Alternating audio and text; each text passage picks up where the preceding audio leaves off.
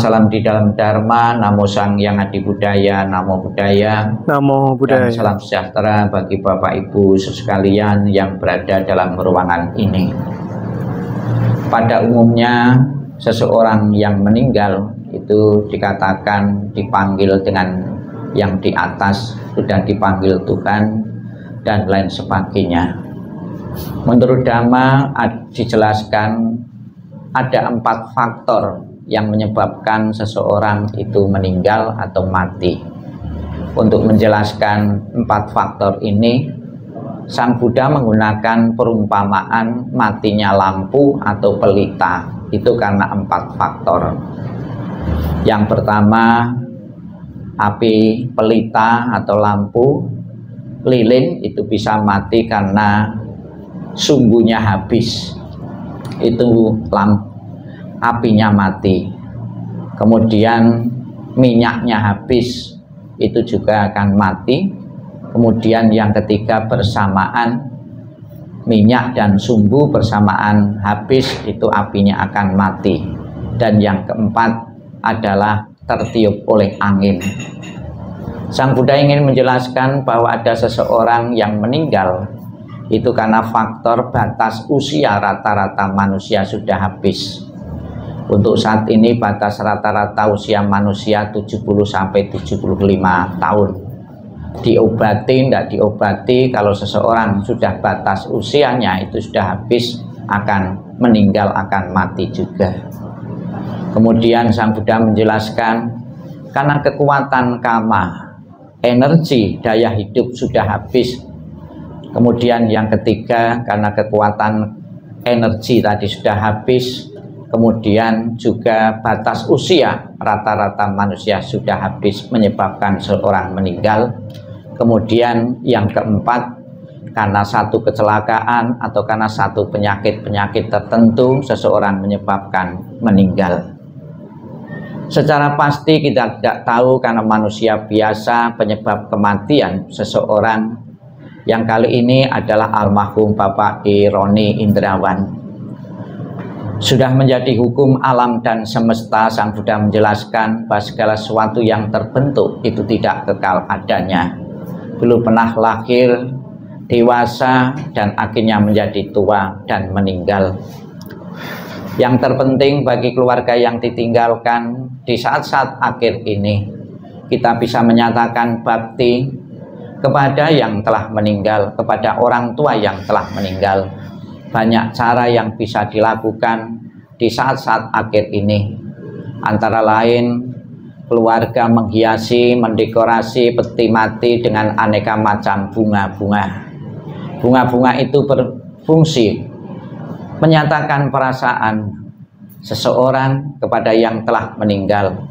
Saya ikut berduka, saya merasakan sedih atas meninggalnya almarhum.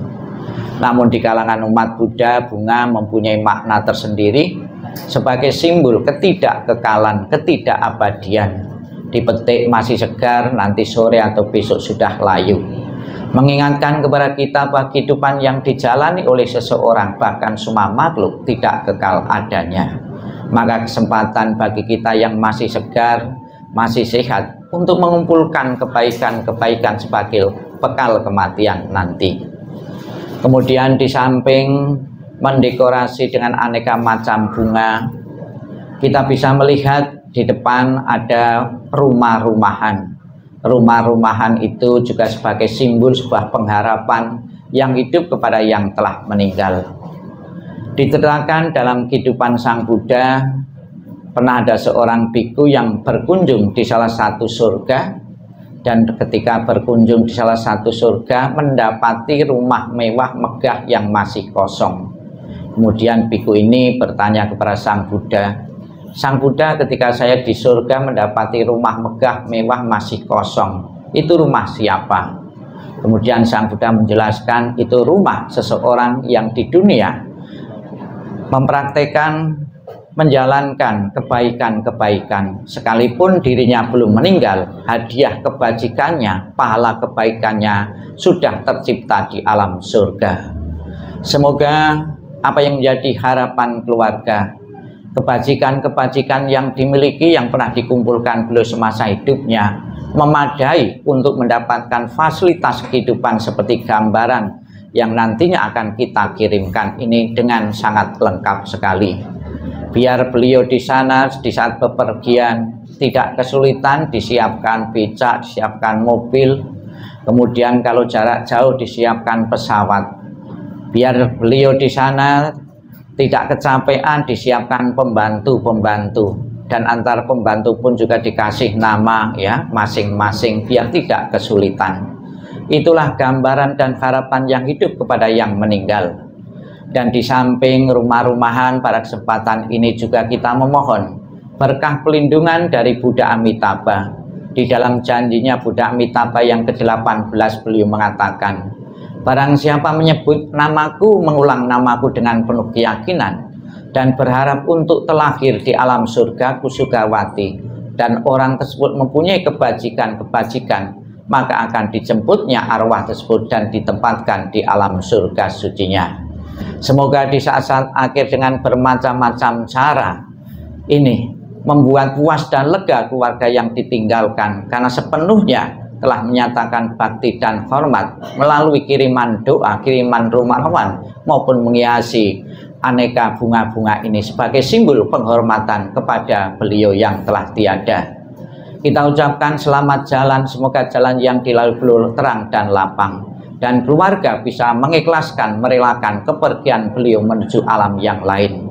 Ditinggal kematian suami, ditinggal kematian seorang ayah atau bapak, juga pernah terjadi dalam keluarga-keluarga yang lain.